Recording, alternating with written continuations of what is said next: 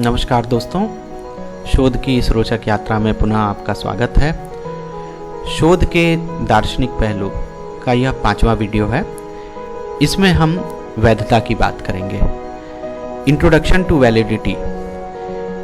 Validity या वैधता पे इस क्रम में हम 2 वीडियोस शुरुआत में आपको दिखाएंगे और पहले वाले भाग में हम मुख्यतः सिद्धांत और अवलोकन के तल यानी planes of theory and observation इसकी चर्चा करेंगे और वैधता क्या है।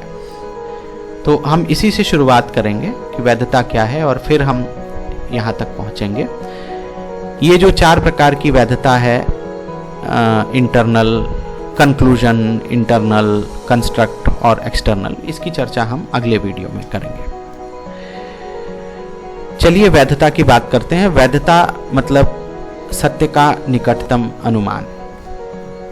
The best available approximation to truth is known as validity. Validity को इस तरह से भी समझ सकते हैं कि रिसर्चर कुछ एम्स लेकर चल रहा है, कुछ उसके दिमाग में उद्देश्य हैं। उन उद्देश्यों में वो जो वो मापना चाह रहा है, अगर वो वही माप रहा है तो हम कहेंगे कि निश्चित इसमें वैधता है।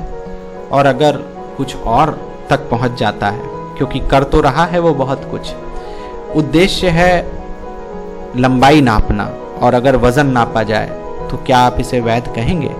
निश्चित वैधता संदिग्ध है। आप कहेंगे कि वैधता ये बताती है कहीं ना कहीं कि जो शोधकर्ता जहाँ पहुँचना चाह रहा है वहीं पहुँच रहा है। कोलंबस भी निकला था भारत खोजने, लेकिन वो खोज उसने अमेरिका को खोज लिया। तो वैधता के आधार पर अगर हम इसकी व्याख्या करें तो उसने खोजा तो, लेकिन भारत नहीं। तो हम सत्य से कितना करीब पहुँच सकते हैं, ये सब कुछ वैधता पर ही निर्भर करता है। वैधता का पहलू कहीं न कहीं शोध की गुणवत्ता से संबंधित पहलू है।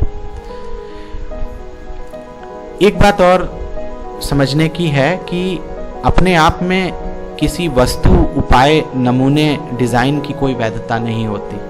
केवल प्रस्तावों को ही मान्य कहा जा सकता है।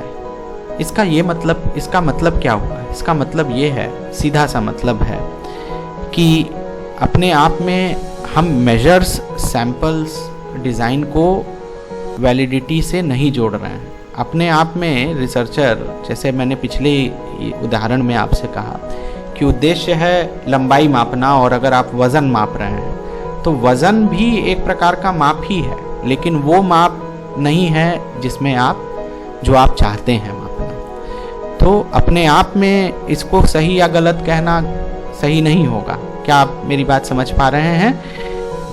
जो इस रास्ते पे चलकर हम सही निष्कर्ष तक पहुंच सकते हैं या गलत निष्कर्ष तक पहुंच सकते हैं, तो वो बात कही जा सकती है।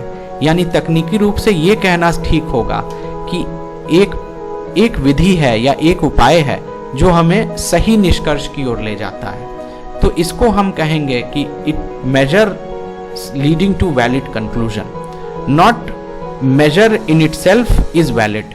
ये समझिए, यही बात है। अपने आप में वो उपाय वैध है ये हम नहीं कह रहे हैं, वो उपाय वैध निष्कर्ष की ओर ले जाता है, या वो नमूना वैध अनुमान को सक्षम बनाता है। ठीक है, तो ये बात बिल्कुल ठीक पड़ेगी कि वैधता का संबंध प्रपोजिशंस या प्रस्तावों से है। अपने आप में उपाय, नमूने या डिज़ाइन की कोई वैधता नहीं होती है। चलिए, रिसर्च में वैलिडिटी की अगर हम बात करें तो शोध की यात्रा में बहुत सारी कल्पनाएं करनी पड़ती हैं, बहुत कुछ मान के चलना पड़ता है और बहुत कुछ जान के चलना पड़ता है। तो मान के चलो, जान के चलो, लेकिन जो हम मान रहे हैं, क्या हम सब कुछ जो हम मानते हैं, क्या हर चीज़ हाइपोथेसिस है? बिल्कुल नहीं। शोध की यात्रा में बहुत सी कल्पनाएं होती हैं जिनका संबंध शोध करने की प्रक्रिया से है, न कि शोध के जो निष्कर्ष हैं या हाइपोथेसिस है जो हम मेन रिलेशन अध्ययन करना चाह रहे हैं उनसे है। ऐसे बहुत से परिकल्पनाएं हो सकती हैं, ठीक है। तो ऐसी कल्पनाओं को और ऐसे निष्कर्षों को हम का संबंध हमारी वैलिडिटी से होता है। फर्क नहीं पड़ता कि शोधकर्ता क्या मापता है या निरीक्षण करता है, महत्वपूर्ण बात यह है कि वह वही माप रहा है जिसे वो मापने चला था, ठीक है। यही सबसे मुख्य बिंदु है वैलिडिटी का। पूरी बात ठीक ये है कि हम जो शोध कर रहे हैं, क्या शोध सही निष्कर्ष तक हमें पहुंचा देगा?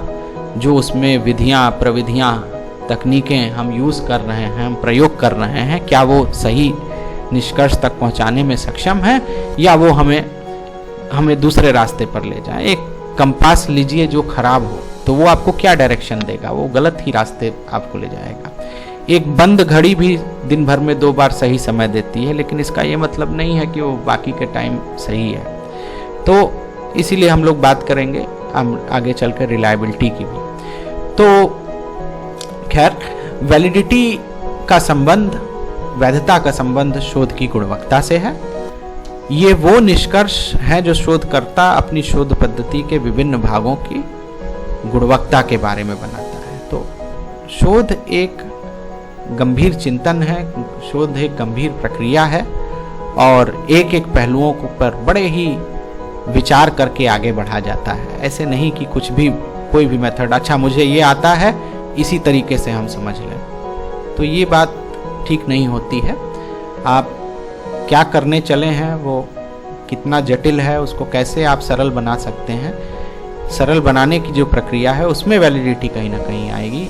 जो आप निष्कर्ष निकाल रहे हैं, क्या वो सही हैं या नहीं है, इसलिए वैलिडिटी इम्पॉर्टेंट है। और ख़ास तौर से अगर हम इस 2 तलों को देख लें तो रिसर्च की जर्नी वास्तव में जो यात्रा है वो इन्हीं दोनों के बीच चलती रहती है। एक और सिद्धांत का तल होता है और एक और अवलोकन का तल होता है, और दोनों ही, ऐसा नहीं है कि सिद्धांत से अवलोकन की ओर फिर अवलोकन से सिद्धांत की ओर। ये देखिए यहाँ बीच का एरो, ये लगातार इस तरह से चल रहा है।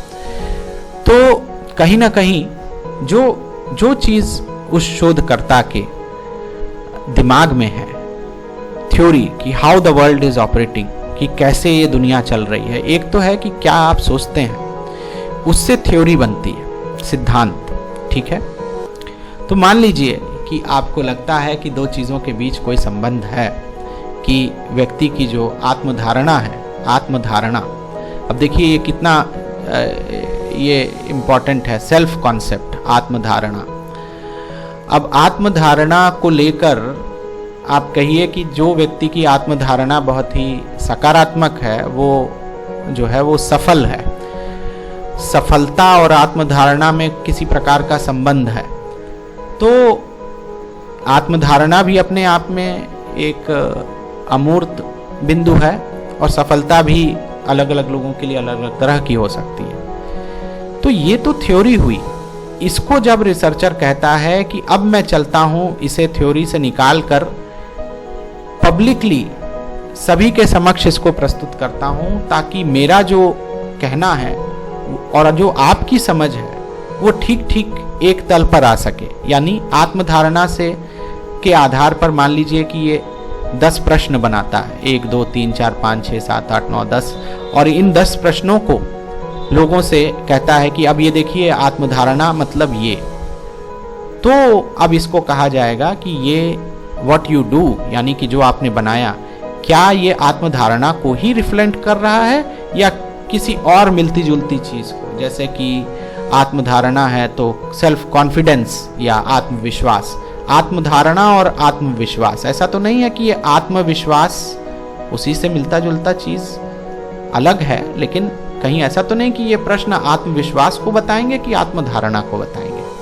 तो ये वाली बात आती है, यहीं से वैलिडिटी की बात शुरू हो जाती है कि ऑब्जर्वेशन के प्लेन में हमने ये 10 बातें कही, और सफलता को भी हमने बिंदुओं पे, जैसे भौतिक सफलता, आध्यात्मिक सफलता, सामाजिक सफलता, व्यक्तिगत सफलता, इन बिंदुओं के आधार पर सफलता को बता दिया। तो हम देखते हैं कि इसमें और इसमें कुछ संबंध सा प्रतीत होता है, तो यहीं से वैलिडिटी की शुरुआत होती है। 4 प्रकार की जो वैधता की बात हम कर रहे हैं, यहीं से उस चीज का बिंदु आता है कि सबसे पहले तो हम देखें कि आत्मधारणा और सफलता के बीच हमें किसी प्रकार का संबंध दिख रहा है। तो अगर उत्तर हाँ है, 4 तरह की वैलिडिटी है और ये कुछ इस तरह से है कि सीढ़ी नुमा 1 2 3 4। तो पहली सीढ़ी हम चढ़ चुके, जिसको कहा जाता है स्टार्ट करते हैं हम सबसे पहले एक्सटर्नल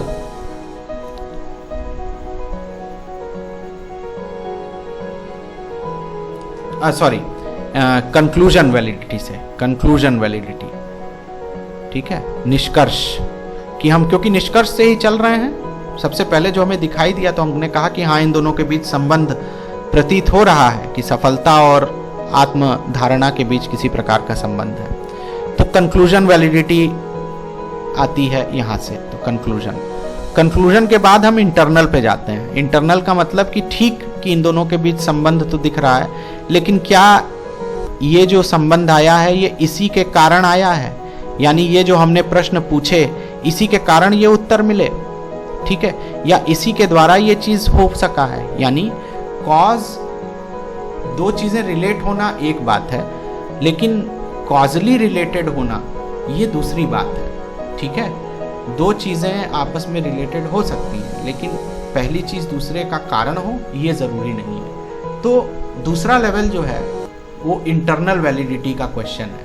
तो कंक्लूजन से बढ़कर हम इंटरनल पे जाते हैं, जिसमें हम ये कहते हैं कि 2 चीजें केवल साथ साथ हो नहीं रही हैं, साथ साथ होने के साथ साथ पहली जो चीज़ है वो दूसरा का कारण है। कुछ बच्चे ग्रामर का कुछ स्पेशल क्लास किए, ट्रेनिंग लिए, लगभग 10-20 दिन का एक ट्रेनिंग लिए, और बाकी के बच्चे नहीं ले पाए। तो जो बच्चे ले पाए वास्तव में उन्होंने ग्रामर सीखी, ज़्यादा बेहतर सीखी। तो कहने का मतलब है कि इस प्रोग्राम के चलते उनमें ये अंतर आया। तो ये अब इंटरनल वैलिडिटी का क्वेश्चन हो गया। इसी के बाद इंटरनल के बाद आता है जो तीसरी सीढ़ी है, वो कंस्ट्रक्ट वैलिडिटी की है, और आखिरी सीढ़ी जो है वो है एक्सटर्नल वैलिडिटी की, जो जनरलाइजेशन से संबंधित है। एक्सटर्नल, तो ठीक है, इन 4 वैलिडिटीज़ की बात करेंगे हम, जिसमें से ये एक्सटर्नल और कंस्ट्रक्ट जो हैं ये दोनों थ्योरेटिकल प्लेन पे एग्जिस्ट करते हैं, और इंटरनल और कंक्लूजन वैलिडिटी आपकी ऑब्जर्वेशन के तल पर होती है। तो मेरे ख्याल से आपको ये बातें सब समझ में आई होंगी, और ना ही भी समझ में आया हो तो भी कोई बात नहीं, आगे आप देखते रहिए। धीरे धीरे ये रिसर्च थोड़ा सा होता है, थोड़ा थोड़ा कभी कभी जटिल, हम आगे की यात्रा में इसको और क्लियर करेंगे। बहुत बहुत धन्यवाद।